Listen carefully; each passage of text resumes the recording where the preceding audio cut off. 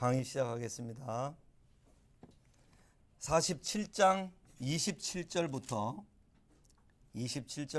48장 7절까지입니다.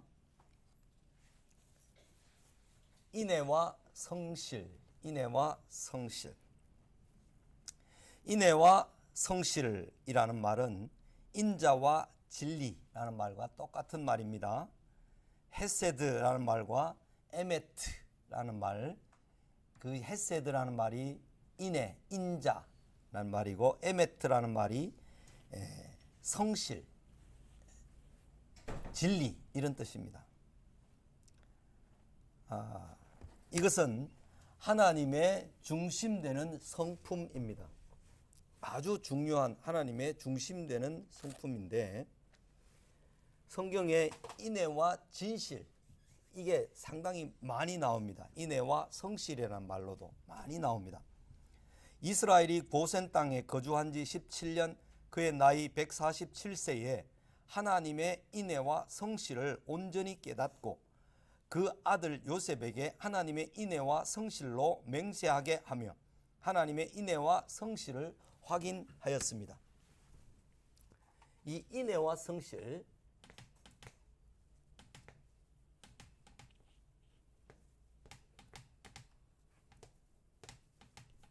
이게 우라는 것이 여기 엔드라는 뜻입니다. 항상 엔드. 여기 헤세드. 이게 하나님의 사랑, 하나님의 은혜, 신적인 사랑, 아가페적인 사랑 이것으로 다 번역할 수 있는 이런 말입니다. 이 에메트라는 말은 이 진리라는 말이에요. 진리. 이게 이제 신약에 오면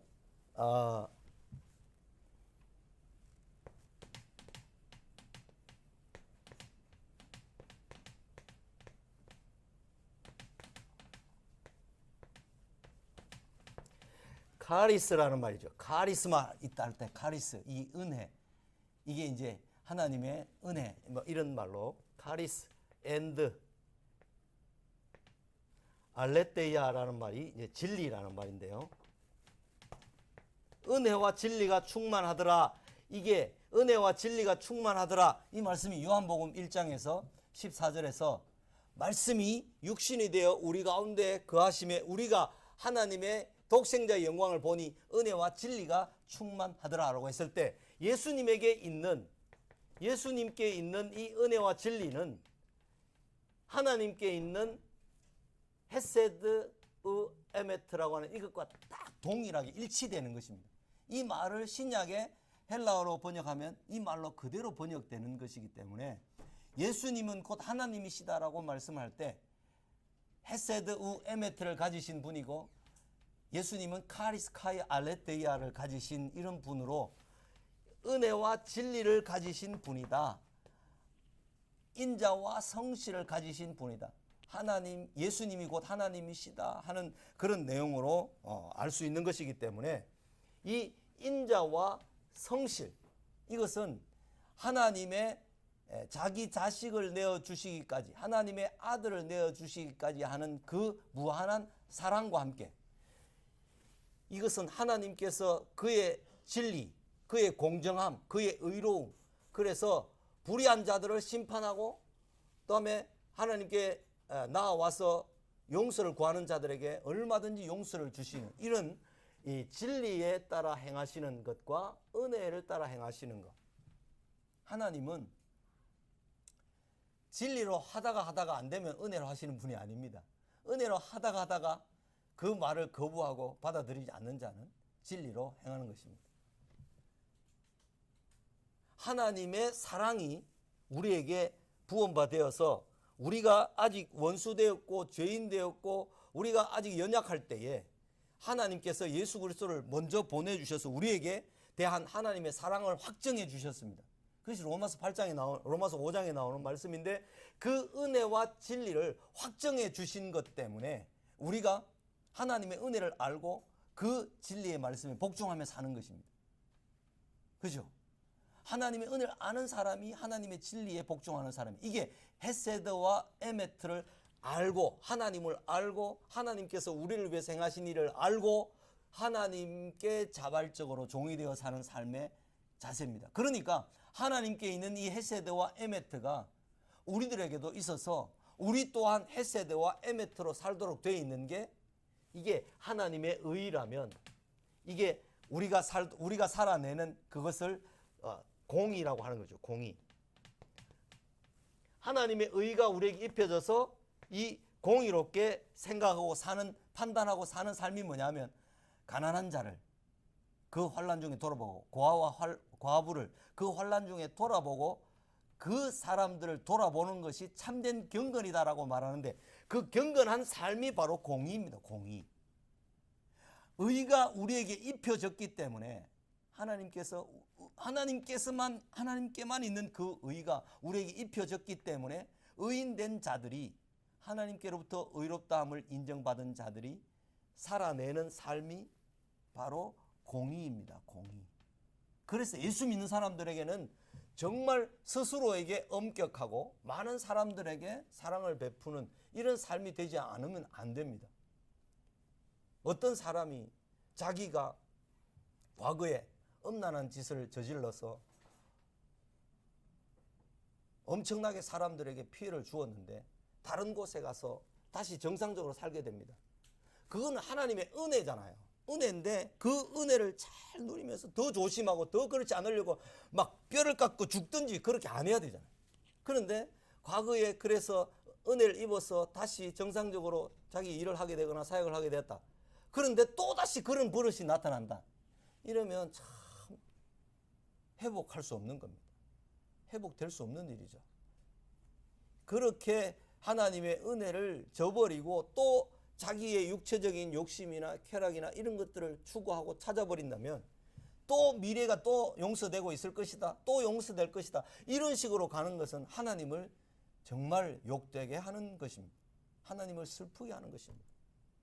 과거에 그런 죄를 저질렀거나 과거에 그런 어려움이 있었다면 다시는 그런 죄에 빠지지 않고 그런 실수나 연약함에 내려가지 않도록 자기를 정말 엄격하게 그렇게 해야만 되죠. 그렇게 하지 않고 방기하는 것은 하나님의 은혜와 진리를 잘 모르는 상태. 하나님의 은혜와 진리를 잘 모르는 상태입니다. 여러분, 하나님 말씀을 가지고 있다는 것이 자랑스럽습니다. 그렇죠? 하나님 말씀을 듣고 있고 들려지고 받고 가지고 있다는 것이 자랑스럽습니다. 유대인들에게 하나님 말씀이 그들에게 주어져서 그들에게 하나님 말씀이 있다는 것을 자랑했습니다. 그런데 하나님께서 바울을 통해서 뭐를 책망하시는가 하면 로마서 2장 3장에서 너희가 하나님 말씀을 가지고 있다고 자랑하느냐? 너희가 행하지 않는도다. 우리가 다 행하고 있습니다. 율법을 다 행하고 있습니다. 행하고 있느냐? 너희 마음이 하나님에게서부터 멀도다. 하나님께서 우리를 얼마나 엄격하게 또 하나님께서 얼마나 우리들에게 말씀을 가지고 있는 것이 아니라 행하는 것이 중요하고 행하는 것보다 더 중요한 것이 마음으로 하나님을 사랑하는 것이다. 이 동기에서부터 이걸 원하시는 거죠. 그러니까 나는 하나님의 백성이 되었다, 자녀가 되었다. 이게 중요한 것 참 맞습니다. 그런데 그 신분을 제대로 알고 내가 그 말씀에 따라서 순종하는 삶을 살아가야 됩니다. 그 순종해서 살아가는 삶의 겉으로 보기는 멀쩡합니다. 멀쩡. 장로도 되고 안수집사도 되고 다 권사도 되고 다 됩니다. 그런데 마음으로부터 하나님은 그 마음의 중심이 하나님께 바쳐지고 드려지고 하나님이 기뻐 받으실 만한 마음이 되어 있기를 원하는 거죠. 하나님 사랑과 이웃 사랑하는 그 마음의 자세가 근본적으로 되어 있기를 하나님께서는 원하시는 것입니다. 하나님께서 진정으로 원하시는 것이 뭐냐? 내가 하는 많은 봉사와 희생과 수고 참 좋은 일이죠. 그것보다 더 엄격하게 하나님은 우리 마음의 동기를 원하십니다. 내가 주님을 사랑함으로 내가 형제들을 사랑하는 마음 때문에 이것을 한다. 어떤 피곤함과 피로가 있더라도 내가 형제를 사랑하는 마음으로 그 일을 할 수 있다면 하나님께서는 그것을 받으시고 그것을 원하시는 거예요. 얼마든지 우리는 예수님의 이름으로 귀신도 쫓아내고 예수님의 이름으로 큰 일도 행하고 큰 교회도 짓고요. 온갖 많은 일을 할 수도 있습니다. 그러나 마지막 날에 주님께서 내가 너를 도무지 알지 못하노라 이렇게 말씀하신다면 얼마나 기가 막힐 노릇이겠습니까? 인생 헛살한 거죠. 꽝이죠. 그것은 자기가 아는 거예요. 자기만이 아는 거죠. 하나님과 자기가 아는 것입니다. 사실은 종교적인 이름을 빙자해서 막 무슨 대단한 일을 하고 나서서 큰 이름을 내고 큰 영광을 받고 부자가 되고 부유하게 살고 그런 것이 겉으로 보기에는 참 화려하고 존경스러운 일이지만 그 마음의 중심을 보시는 하나님께는 nothing일 수가 있습니다. 아무것도 아닐 수 있습니다. 이 야곱이 확인한 인애와 성실, 인자와 진리, 은혜와 진리 이 사실을 야곱이 확인을 하고 이제 바로 왕 앞에서 삽니다. 하나님께서 이스라엘과 그 가족을 애굽으로 내려가게 하신 가장 큰 이유는 생육하고 번성하게 하시기 위함이었습니다. 이것은 하나님께서 아담에게 주신 복이었죠. 이것은 또한 아브라함을 부르셔서 큰 민족을 이루게 하시겠다는 약속이기도 했습니다. 신약적 의미는 신약에서 이것을 어떻게 연결해서 찾을 수 있는가 하면 너희는 가서 모든 민족을 제자로 삼아 아버지와 아들과 성령의 이름으로 세례를 베풀고입니다. 이스라엘 가족 70명이 430년 동안 200만, 20에서 60세에 해당되는 60만, 그 어린 20대까지 그리고 60살 이상 그리고 여자들까지 다 합하면 200만이한테 넘는 정도의 숫자죠. 그 큰 인구가 되어서 민족을 이룹니다. 하나님의 때가 되면 한 지도자 모세를 세우셔서 그들을 이끄셔서 가나안에 이르게 하실 것입니다. 하나님의 인애와 성실하심은 미래에 하나님의 나라에 들어갈 모든 수가 차게 될 때 완전히 나타나게 될 것입니다. 우리도 마찬가지로 하나님의 인애와 성실을 어느 날 하나님께서 정말 인자하심으로 끝까지 참으시고 사랑으로 베푸셨구나. 하나님께서 정말 신실하게 그의 약속의 말씀대로 다 이루셨구나 하는 것을 보게 될 것입니다. 그렇죠? 신실하게 주실 약속의 땅을 한번 봅시다. 이스라엘은 아들 요셉을 불러 자신의 시신을 반드시 가나안 땅에 묻어주기를 맹세케 하였습니다. 아들의 손을 아버지의 허벅지 아래 넣게 한 것은 굳은 맹세를 할 때 했던 아브라함의 방식이었습니다. 이스라엘이 요셉에게 인애와 성실함으로 내게 행하여 라고 했는데 그것은 하나님의 이름과 성품을 걸고 맹세시킨 것입니다. 허벅지 아래 손을 넣었다라는 것은 사람의 육체의 모든 힘의 근원이 이 허벅지에서 나옵니다. 허벅지의 근육이 이제 보통 이제 낙상을 한다든지 골반이 뭐 상해서 뼈가 부러진다든지 이러면 이 허벅지와 이 골반 있잖아요. 이게 부러진다든지 여기에 염증이 딱 생기게 되면 바로 사람이 죽음에 이르게 됩니다. 그만큼 이 골반뼈라든지 이 허벅지의 근육 이런 것들은 매우 중요합니다. 그래서 걷지 않고 계속 누워 있으면 오래 살 수가 없습니다. 아무리 좀 떠듬떠듬 걸어도 걸어야만 살 수 있는데 허벅지에 손을 넣고 했다는 말은 인생의 모든 최고의 모든 것을 다 걸어서 맹세하는 것, 생명을 걸어서 맹세하는 것입니다. 그 아브라함이 자기 종 엘리에셀을 시켜서 며느리감을 구해오도록 저 바다나람으로 보낼 때 허벅지에 손을 넣고 맹세시킵니다. 그런 것과 똑같이 지금 야곱은 자기 아들 요셉에게 허벅지에 손을 넣게 해서 맹세를 시킵니다. 손을 아버지의 허벅지 아래에 두고 인애와 성실함으로 아버지께 행하도록 맹세시킨 것은 마치 삼중 잠금 장치와 같이 확실하고 견고한 약속인 것입니다. 아버지와 아들의 약속일 뿐만 아니라 하나님의 보증하심까지 포함시킨 것입니다.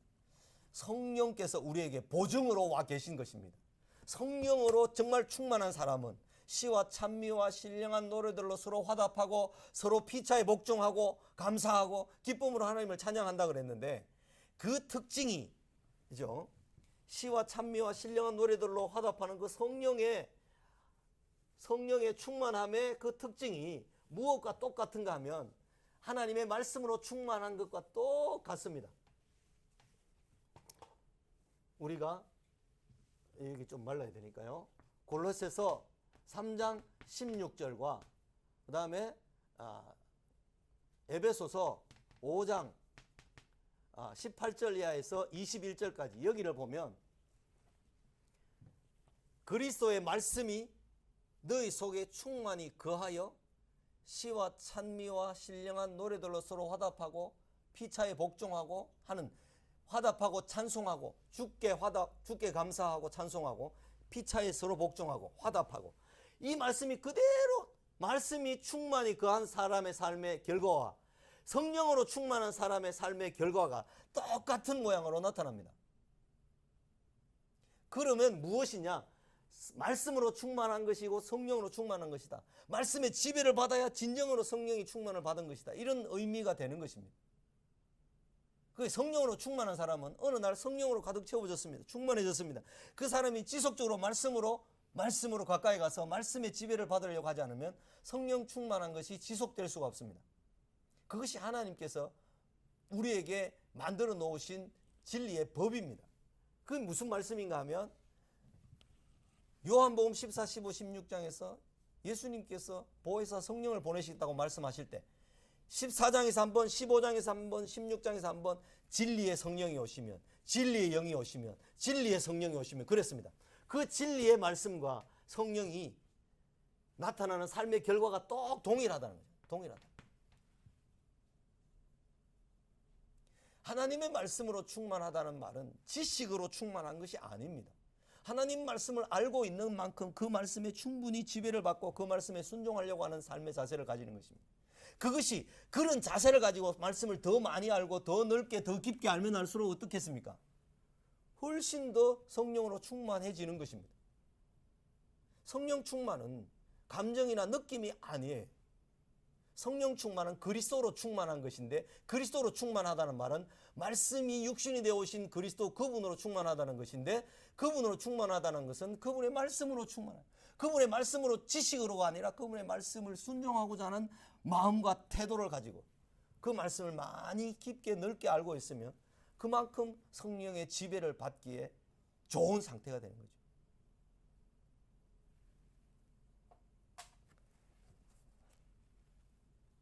자, 계속해서 삼중 안전장치, 삼중 잠금장치, 아버지의 허벅지 아래 손을 넣고 인애와 성실함으로 아버지께 맹세하고 또 맹세시킨 것. 아버지의 아들의 약속일 뿐만 아니라 하나님의 보증하심, 성령을 우리에게 보증으로 성령을 선물로 주셨는데, 성령을 가지고 있는 사람은 하늘나라를 맛보는 것입니다. 맛보아 아는 것입니다. 하늘나라가 이런 것이구나 하는 것을 맛보아 아는데, 그것을 우리에게 보증으로 성령을 주셨다는 것입니다. 그것은 야곱이 가나안 땅을 할아버지와 아버지에게 하신 하나님의 약속의 땅임을 확신하고 있었음을 말해줍니다. 그것은 후손들이 가나안 땅이 자기들에게 주어진 약속의 땅임을 결코 잊지도 의심하지도 말도록 한 이스라엘의 마지막 부탁이었습니다. 나는 약속의 땅인 새하늘과 새 땅에 들어가게 하실 하나님의 인애와 성실을 확신하는가? 나에게 물어봐야 됩니다. 하나님은 당신의 인애와 성실로 나를 마침내 새하늘과 새 땅에 들이게 하실 줄로 믿습니다. 그렇기 때문에 이 땅에서, 내가 지금 애굽 땅에서 먹고 살고 죽지만, 그러나 너희들을 하나님께서 불러내실 때, 하나님께서 권고하시는 날에 찾아오셨을 때, 너희들을 불러서 가나안 땅으로 들어갈 때, 야곱은 그렇게 말합니다. 내가 죽으면 네가 살아있으니까 나를 애굽 땅에 묻지 말고 할아버지 아버지가 묻힌 그 헤브론 막벨라 굴 있는 그 밭에 가서 나를 묻어다오. 그리고 요셉은 그 아버지의 신앙을 따라서 미래에, 몇백 년 뒤에 미래에 출애굽할 때 나의 유고를, 나의 그 해고를 반드시 메고 가라. 요셉이 그 부탁을 하고 죽습니다. 그것은 가나안 땅이 약속의 땅임을 알고 이 애굽 땅에서 사는 나그네로서의 삶을, 자세를 가지고 있었기 때문에 그랬던 것입니다. 그죠?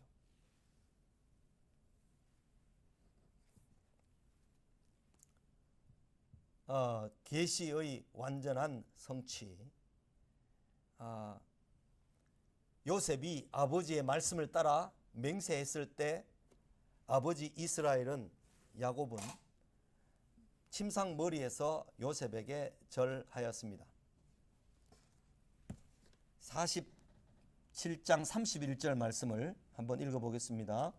야곱이 또 이르되 내게 맹세하라 하매 그가 맹세하니 이스라엘이 침상머리에서 하나님께 경배하니라 이렇게 말을 했는데, 그 하나님께라는 단어가 히브리어 원어에는 나타나지 않습니다.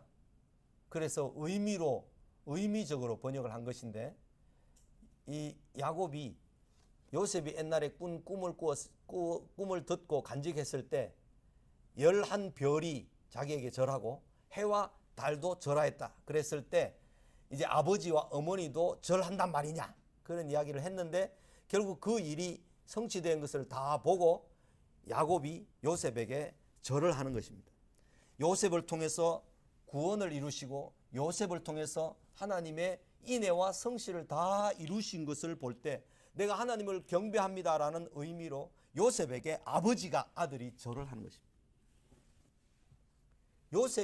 요셉에게 야곱이 절한 것은 아들에게 절을 한 것이지만 실제로는 하나님께 경배 드리는 것입니다.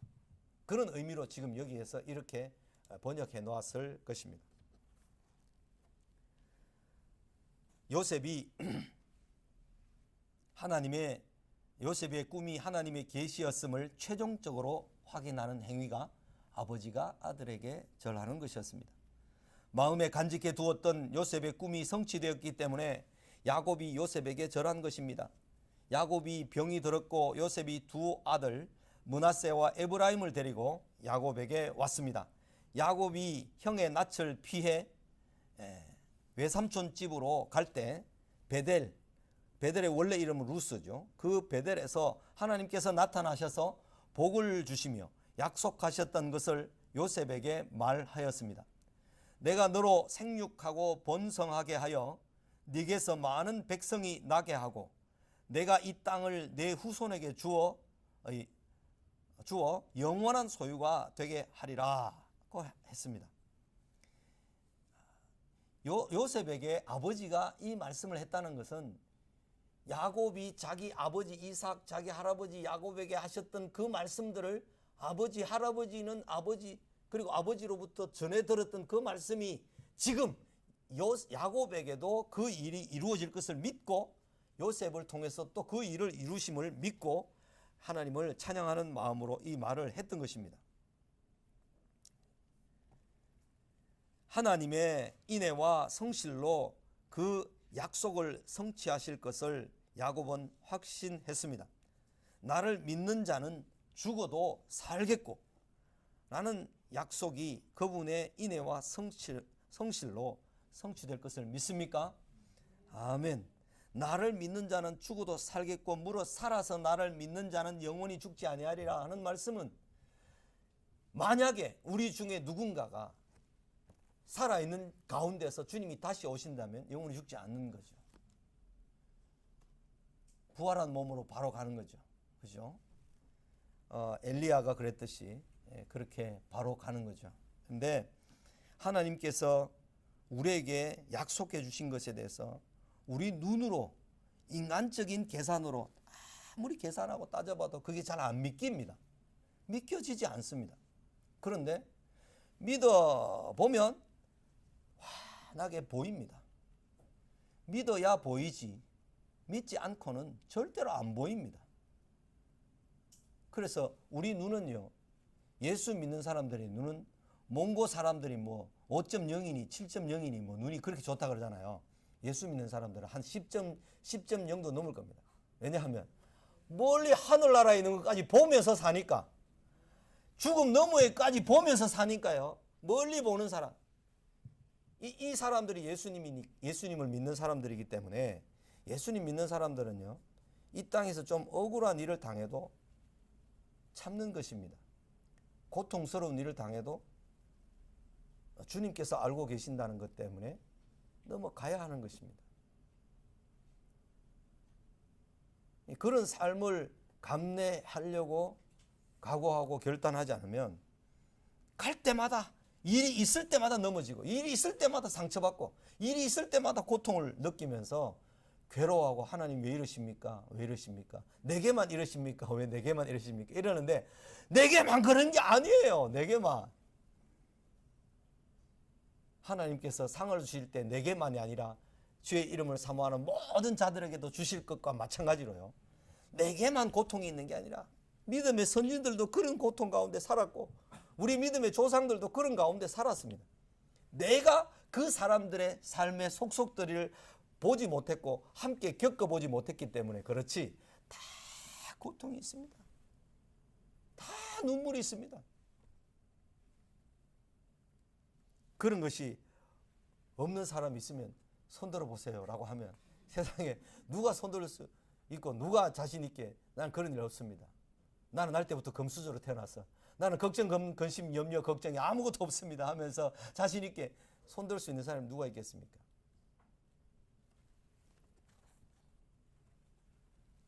에브라임과 므낫세가 나옵니다. 이스라엘은 요셉의 두 아들, 손자를 자기의 아들들로 삼겠다고 했습니다. 그래서 요셉이 자기 두 아들이 12아들에 속해졌기 때문에 두 몫의 땅을 받고 두 몫의 유업을 받아서 장자로 여겨진 바 되었다라는 말씀을 우리는 아는 것입니다. 나중에 가나안 땅에서 땅 분배할 때 레위 지파가 빠지고 요셉 지파는 장자 지파로서 두 목 에브라임과 므낫세 두 땅을 받았습니다. 역대상 5장 2절에 르우벤은 육신의 장자라 할지라도 장자의 명분을 받지 못했고 장자의 명분은 요셉에게 있으니라 분명히 밝혔습니다. 이스라엘은 요셉과는 달리 에브라임을 앞세웠습니다. 므낫세가 장자거든요. 므낫세라는 이름의 뜻이 첫 아들을 낳고 내가 지난 과거를 다 잊어먹어야 되겠다 하면서 잊었다 하는 뜻으로 므낫세라고 이름을 지었습니다. 그런데 이스라엘은 자기가 둘째 아들이었잖아요. 큰아들 에서에게 하나님의 은혜가 임한 게 아니고 둘째인 자기에게 하나님의 은혜가 있었다는 것을 압니다. 그래서 큰아들, 큰손자 므낫세가 장자지만 둘째 아들 에브라임을 장자처럼 여기는 거예요. 그것은 하나님의 계시로 야곱에게 주어진 하나님의 계시였던 거죠. 그죠? 요셉은 장자 므낫세가 아버지의 오른손의 축복을 받기 원했는데 그래서 아버지가 앉아 있는데 요 오른손에 탁 머리가 얹혀지도록 므낫세를 여기 놓고 여기에 왼손이 얹혀지도록 에브라임을 여기 놨어요. 그런데 아버지는 이렇게 해가지고 복을 빕니다. 야, 아들 바꿔서 앉아라 이렇게 안 하고 이렇게 해서 오른손을 에브라임에게 얹어서 복을 빕니다. 장자의 축복을. 근데 이제 요셉이 아버지 아닙니다. 야가 크납니다. 야가. 아버지 이렇게 하면 안 됩니다. 손을 탁 이래가 아버지 야가 크납니다. 이렇게 하는데 나도 안다. 나도 안다. 그런데 하나님께서 이렇게 하라 하신다. 그래서 에브라임 지파가 이렇게 오른손에 복을 받습니다. 그래서 에브라임이라는 이름의 뜻이 가지고 있는 넘친다, 풍성하다, 풍족하다 그런 뜻으로 이 에브라임이라는 아들에게 장자의 몫을 주고 사실은 이스라엘이 사사시대 전체를 살면서 가장 유력한 지파가 에브라임 지파였습니다. 여호수아가 에브라임 지파였고 그래서 나중에 이제 그 사무엘까지 그렇게 이제 이어집니다. 요셉은 그것은 에브라임에게 장자의 축복을 했는데 그것은 이스라엘이 야곱이 하나님의 뜻을 헤아리고 있었기 때문입니다. 자기도 둘째였지만 아버지 이삭의 장자 축복을 받았습니다. 요셉은 무성한 가지 곧 샘 곁에 무성한 가지라 그 가지가 담을 넘었도다라는 축복을 받았습니다. 에브라임은 모세 이후에 여호수아, 드보라, 기드온, 압돈, 사무엘에 이르기까지 이스라엘의 많은 지도자를 배출한 유력한 지파였습니다. 자기 위치에서 하나님의 인애와 성실이 나타나게 하는가 그 일에 실패했습니다. 그것이 시편 78편 9절에 잘 나와 있습니다. 에브라임 지파는 전쟁의 날에 무기를 갖추고 다 갖추고 있었지만 물러갔도다. 에브라임은 큰 결심이 있었지만 싸움에 자기 지파를 참여하지 않았습니다. 자기 지파 청년들을 내보내기는 대신에 아말렉 족속의 청년들을 잡아다가 자기 지파를 대표해서 전쟁터에 내보냅니다. 그러니까 므낫세 지파였던 기드온이 승리했을 때는 기드온이 그래 맞다 네가 잘났다 너가 제일 끝에 나는 포도가 우리 처음 나는 포도보다 더 좋다 하면서 에브라임 지파를 부추겨주고 그래 맞다 네 잘났다 하면서 인정해 주었을 때 에브라임 지파는 그냥 돌아갔는데 입다가 이제 그 암몬 족속과 싸워서 전쟁에 승리했을 때는 입다는 가만히 있지 않죠. 내가 분명히 공문까지 다 보내는 너희들이 안 보내놓고 지금 헤게모니 행세를 하려고 하느냐, 정치적인 뭘 자랑하려고 하느냐, 공로를 주장하느냐, 너희들이 한 명도 안 보내놓고 지금 이런 엉뚱한 소리를 하느냐 하면서 쳐들어온 그들을 다 쉬볼렛이라는 단어를 발음해보라 그래가지고 쉬볼렛, 경상도 쌀 발음을 잘 못하듯이요. 쉬볼렛 발음을 잘 못하는 사람은 전부 다 에브라임 지파로 판명되어서 42,000명이 에브라임 지파가 이 입다를 잡기 위해서 요단강을 건너갔는데 요단강 건너에서 돌아오는 길에 요단 나루턱을 탁 사로잡고 십볼렛이라는 발음을 해보라 그랬는데 그 못하는 사람들을 다 죽여서 42,000명이나 되는 에브라임 지파의 장정들이 죽임을 당합니다. 그게 사사기 12장에 나오는데 에브라임 지파는 어떤 것으로 대표적으로 상징이 되는가 하면 이게 헤게모니, 정치력 또는 정치적인 어떤 세력을 주장하는 그런 지파로서 대표됩니다. 그런데 그 에브라임 지파가 버림을 받습니다. 그래서 북이스라엘의 세겜 땅을 중심으로 하는 그 에브라임 지파의 아주 비옥한 땅. 지금 여러분이 이강인 박사가 하는 성지가 좋다라는 그 CTS 방송을 유튜브에 많이 나와 있는데 그걸 한번 보면 이스라엘 땅을 어느 정도 이렇게 보면서 짐작할 수가 있습니다. 그래서 그것보다 더 좋은 것은 한번 이스라엘에 이제 다녀오는 것입니다. 한번 다녀오면 정말 좋습니다. 네. 이 에브라임 지파는 하나님의 인애와 성실을 나타내도록 살았지 않습니다. 못 살아가지고 그들은 시편 78편 9절과 62절 거기에 보면 그 이하에 보면 이스라엘 역사를 쭉 서술하는 시에서 에브라임 지파가 버림을 받습니다. 버림을. 너무 교만했던 거죠. 자기의 책임은 다하지 않고 자기의 권리만 누리려고 하는 사람들의 대표자들로 에브라임 지파가 나옵니다. 에브라임 지파. 창세기 48장 8절에서 22절까지 야곱의 장자 축복 여기까지 좀 더 해야 되겠습니다. 다음 시간에는 종강 예배가 있어서 1시간밖에 쓸 수가 없어서 지금 이제 한 페이지 한 장 정도 남겨놓고 다 끝내려고 하는데 보겠습니다. 야곱의 장자 축복 창세기 48장 49장은 이스라엘 역사에서 매우 중요합니다. 12지파의 미래에 대한 예언이 모두 담겨 있기 때문인데요. 이곳에는 11번째 아들이었지만 야곱의 장자로 세워져 유산의 두 몫을 받았던 요셉의 둘째 아들이었지만 장자로 여김을 받고 야곱의 축복을 받았던 에브라임 등 이스라엘 형성의 초기에 매우 중요한 뿌리와 근원이 담겨져 있습니다. 12지파, 12제자, 12사도, 12문들, 12 이런 요한계시록까지 12이라는 이 이름은 계속해서 이어집니다. 그렇죠?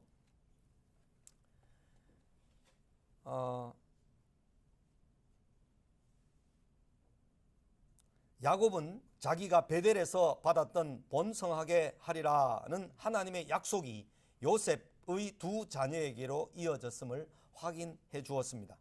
요셉에게 두 몫이 돌아갑니다. 요셉의 두 아들 에브라임과 므낫세를 야곱의 아들로 정한 것은 요셉에게 두 몫의 유산을 주겠다는 뜻입니다. 장자가 두 몫을 받는 것이 관례였기 때문에 장자의 명분은 요셉에게 있게 되었습니다. 하나님은 에브라임을 나의 장자로 일컬으십니다. 에브라임을 나의 장자. 예레미야 31장 9절에 그렇게 나옵니다. 야곱의 12아들들에 대한 축복이 49장에 나오는데 그에 앞서 요셉의 두 아들이 야곱의 아들로 입양되고 에브라임과 므낫세의 축복이 주어졌습니다. 요셉의 두 아들을 축복하는 내용을 기록하면서 요셉을 위하여 축복하여 이르되 라고 기록합니다. 요셉에게 주어진 야곱의 축복은 에브라임과 므낫세에게 주어진 것과 요셉은 무성한 가지라는 내용의 두 개로 이루어져 있습니다. 오늘 본문 15절, 그죠? 48장 15절 16절에 에브라임과 므낫세에게 주어진 것과 49장 22절에서 26절 요셉은 무성한 가지니 하는 이 두 종류의 복으로 축복으로 이루어져 있는데요. 이런 것들은 요셉에게 두 몫의 유산이 주어졌음을 분명하게 해줍니다. 또한 내가 네게 내 형제보다 세겜 땅을 더 주었나니 라고 하므로 가나안에서 가장 비옥한 땅 세겜을 요셉 므낫세에게 주었습니다. 전적인 주권을 가지고 사람을 택하여 쓰시는 하나님의 은혜를 찬양합니다.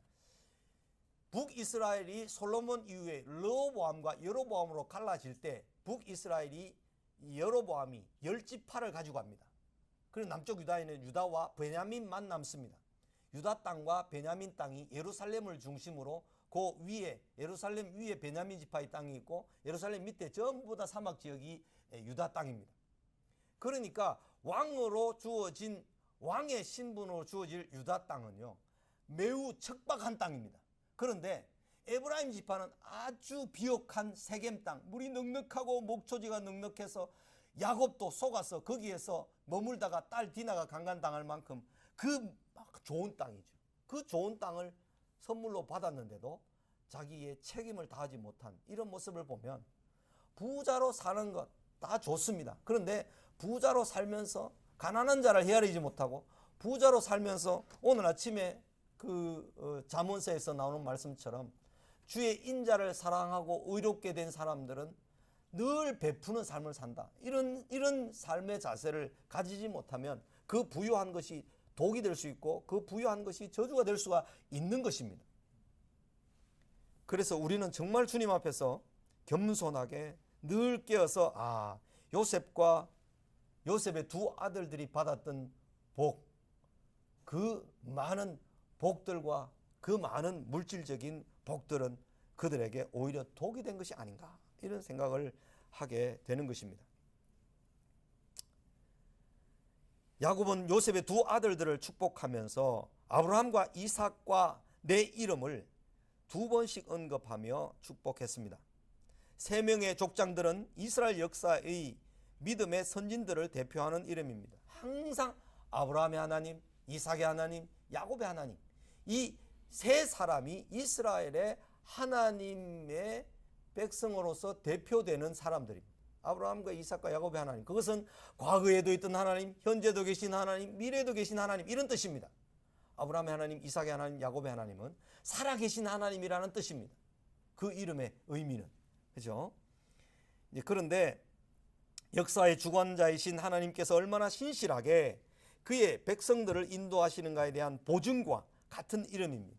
그 이름을 다 부르면 우리는 그분들의 믿음의 신앙 안에서 한 후손들이다 하는 그런 뜻을 가지고 있는 이름이 아브라함의 하나님, 이삭의 하나님, 야곱의 하나님 이런 이름입니다. 그렇죠?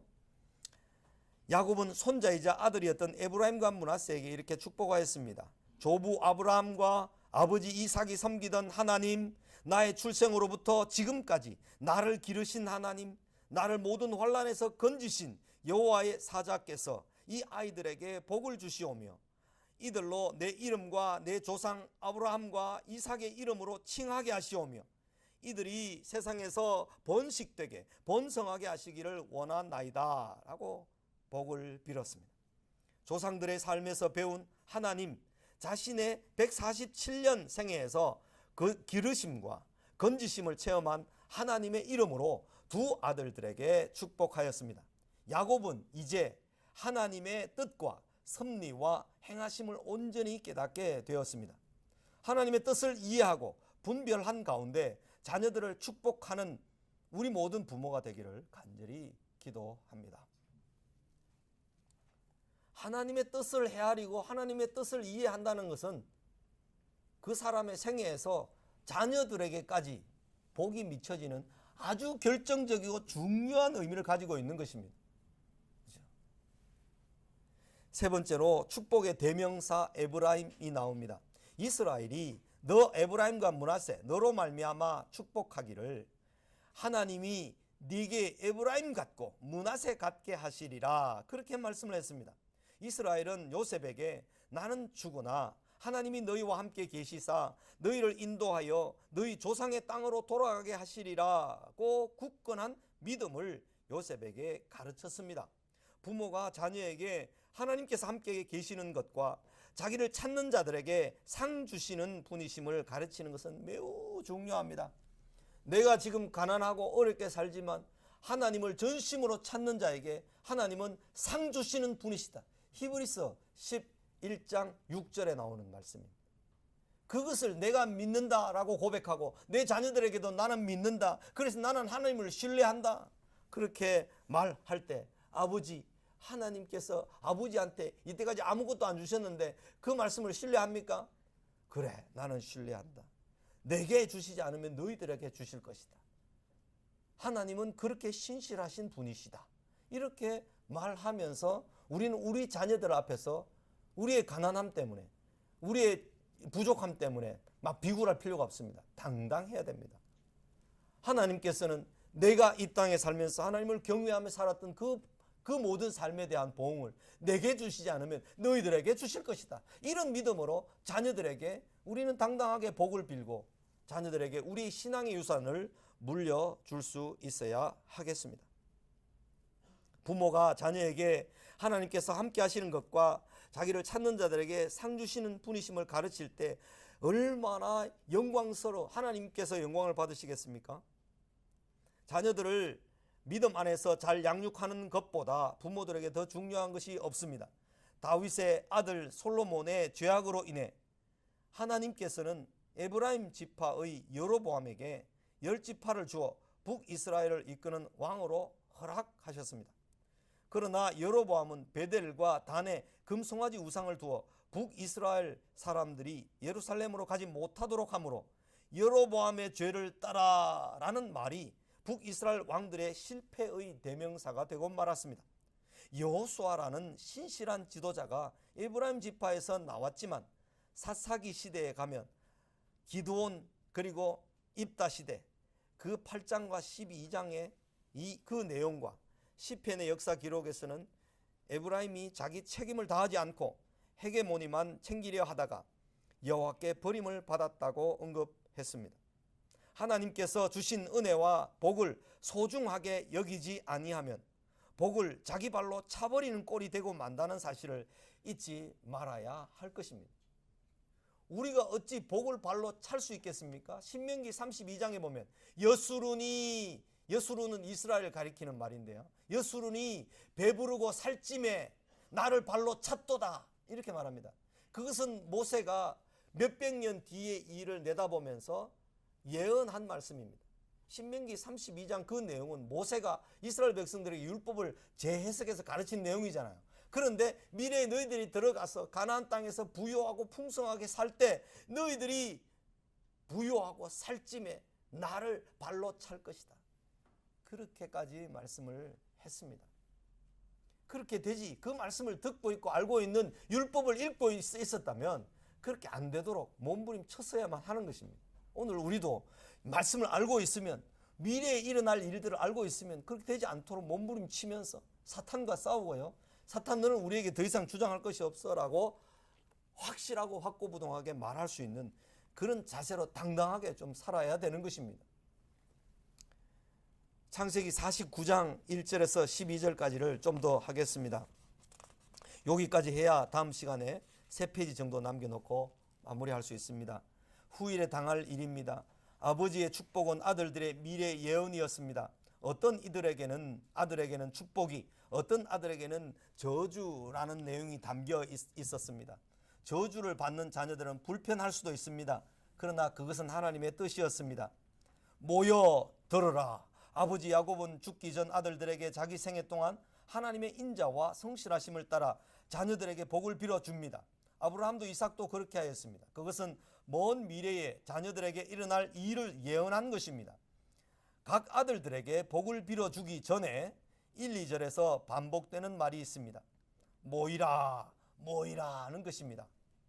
12 아들들이 모두 각 형제들에 대한 아버지의 축복을 함께 듣는 것은 서로에게 주어진 분복을 알아야 할 필요가 있기 때문이었습니다. 아들을 하나씩 불러서 복을 주지 않습니다. 12 아들이 다 모인 가운데 하나씩 복을 빌어줄 때 다른 아들들이 그 아들에게 주는 하나님의 계시의 복을 다 듣게 했습니다. 모이라 해서 다 들려주었습니다. 이런 내용을 확인하는 것은 매우 중요합니다. 아버지의 축복에는 아들들의 행위가 반영되어 있습니다. 야곱의 12 아들들의 후손들은 한 나라 한 민족임을 잊지 말아야 합니다. 그러므로 큰 일이 있을 때 하나님께서 자기의 이름을 두실 곳에 모여야 했고, 외부의 적들과 싸울 때에도 그들 각 지파들에게서 파병된 군사들이 모여 전쟁에 나가야만 했습니다. 모이다 라는 말은 광야의 이스라엘처럼 성막을 중심으로 모여있는 광야 교회의 의미가 있는 것입니다. 스데반이 설교할 때 사도행전 7장에서 광야 교회에서 라는 말을 했습니다. 이스라엘 백성이 광야에 있을 때 그때도 교회라는 말을 써서 표현했습니다. 스데반 집사가. 그래서 교회라는 것은 카할이라고 하는 그 모임 말에서 왔는데, 모이다 여기에 이 교회의 근본적인 속성이 있는 것입니다. 그래서 모이기를 패하는 어떤 사람들의 습관과 같이 하지 말고, 너희들이 그날이 보면 볼수록, 그날이 가까이 오면 보면 볼수록 너희들이 모이기를 더욱 힘쓰라 그랬는데, 오늘날 코로나 때문에 이 모이기를 힘쓰는 일이 많이 제한되어 있습니다. 이런 시간에 내가 놀 시간이 왔구나 하면서 놀러 갈 것이 아니라 모임을 더 사모하고 모임이 더 중요하구나 하는 것을 절실하게 깨달아서 모이게 되었을 때는 더 빡빡하게 모여야 되는 거죠. 이래야 되는데 모이지 않아도 되는구나 하면서 마음대로 놀러 가는 거, 이거는 하나님 기뻐하시는 게 아니잖아요. 내가 이게 좀 헐렁하게 목회를 할 수 있어서 놀기 좋구나, 새벽 기도도 안 하고 좋구나, 뭐 이런 게 돼서는 안 되죠.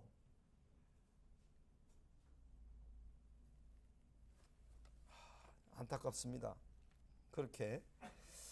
그 다음에 두 번째는 들으라는 말인데요, 그것은 그의 후손들에게 전달되어야 할 예언이며 분복이었기 때문에 주의를 기울여 들어야만 했습니다. 하나님의 백성들은 각 지파들이 동질성을 이루기 위해 항상 모여서 하나님의 말씀을 들어야만 했습니다.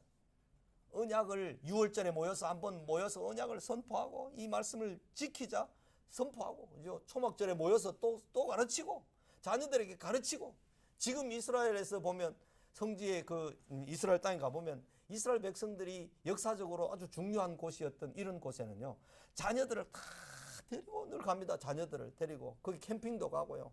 엘리야가 있었던 그 갈멜산 가보면 거기에도 초등학생들이 선생님과 함께 잔뜩 와 있고 부모들과 함께 잔뜩 와 있습니다. 부모들은 자녀들에게 부지런히 역사를 가르치는 거죠. 부지런히 거기에서 하나님을 온전히 섬기고 따르도록 돕는 것이죠. 르우벤을 보겠습니다. 아들을 보다, 보다, 벤, 아들 이런 뜻인데, 르우벤은 야곱의 첫 아들이었으며 야곱의 능력이요 기력의 시작이었습니다. 르우벤의 위품이 월등하고 권능이 탁월하였습니다. 그러나 르우벤은 물의 끓음 같았으므로 너는 탁월하지 못하리니 네가 아버지의 침상에 올라 더럽혔음이로다. 그가 내 침상에 올랐었도다 라는 예언을 받았습니다. 라헬의 종이었던 빌하를 범하였던 것입니다. 이것은 대대로 후손들에게 전달되었습니다. 이스라엘의 장자 르우벤의 아들들은 이러하니라. 르우벤은 장자라도 그의 아버지의 침상을 더럽혔으므로 장자의 명분이 이스라엘의 아들 요셉의 자손에게로 돌아가서 족보의 장자의 명분대로 기록되지 못하였느니라. 유다는 형제보다 뛰어나고 주권자가 유다에게서 났으나 장자의 명분은 요셉에게 있으니라. 이 역대상이 어떤 역사입니까? 이스라엘 백성이 바벨론에 포로되어 갔다가 돌아와서 에스라가 쓴 역사잖아요. 역사를 다시 재서술해서 역사가 다 끝나고 난 다음에 그 거슬러 올라가서 역사를 서술하고 설명하면서 한 말들 중에 이 르우벤의 자기 계모죠, 빌하를 범한 일이 역사책에 그대로 기록되어 있습니다. 르우벤 지파들은 얼마나 괴롭겠습니까? 얼마나 부끄럽고 수치스럽겠습니까? 그러나 자기 지파에게는 아버지로부터 복을 받지 못했다라는 그런 입장이라도 다 모여서 함께 듣게 했던 것입니다. 들으라, 샤마 이스라엘, 샤마, 사무엘, 하나님이 들으신다는 사마라는 뜻인데, 이 두 가지 뜻, 모이라, 들으라, 이 두 가지는 매우 중요합니다. 교회의 근본도 이 행위에 있습니다. 모이는 것과 하나님 말씀을 듣는 것, 여기에 교회의 본질이 있는 것입니다. 르우벤, 시므온과 레위입니다. 그들의 칼은 폭력의 도구로다. 그들은 세겜족에게 할례를 받아야 동생 디나를 데려갈 수 있다고 속여서 할례를 받게 한 후 아파 누워있을 때 쳐들어가 그들을 다 죽여버렸습니다. 아버지에게 심각한 두려움을 느끼게 했습니다. 야곱은 내 호나 그들의 모의에 상관하지 말지어다. 내 영광아 그들의 집회에 참여하지 말지어다. 그들이 그들의 분노대로 사람을 죽이고 그들의 혈기대로 소의 발목 힘줄을 끊었음이로다. 그 노여움이 혹독하니 저주를 받을 것이요 분기가 맹렬하니 저주를 받을 것이라. 내가 그들을 야곱 중에서 나누며 이스라엘 중에서 흩으리로다. 이렇게 했습니다. 그래서 시므온 지파는 유다 지파의 땅 한가운데 있습니다. 그래서 시므온 지파는 나중에 점점 사그라듭니다. 이 바알볼 사건이 있을 때 시므온 지파의 족장이, 그죠? 미디안 여자를 데리고 침소로 들어갔다가 그 한목에 그 포개진 몸에다가 창이 찔려서 죽임을 당하는 그 지파가 시므온 지파입니다. 그래서 시므온 지파가 하루에 2만 3천 명이나 바알볼 사건으로 죽임을 당할 때 시므온 지파가 대부분 죽임을 당했지 않는가. 그래서 인구조사에서 보면 시므온 지파가 제일 그때 적게 나옵니다. 유다 그 말기에, 출애굽 말기에 조사한 것을 보면 제일 적게 나옵니다. 그래서 레위 지파는 48개 도시들에 흩어져서 살게 됩니다. 그렇죠? 유다를 보면 유다는 이름의 의미대로 내 형제의 찬송이 될지라는 복을 받습니다. 내 손이 내 원수의 목을 잡을 것이요 내 아버지의 아들들이 네 앞에 절하리로다. 나는 11 형제들이 요셉에게 절하게 될 것처럼 유다에게도 그런 미래가 주어졌습니다.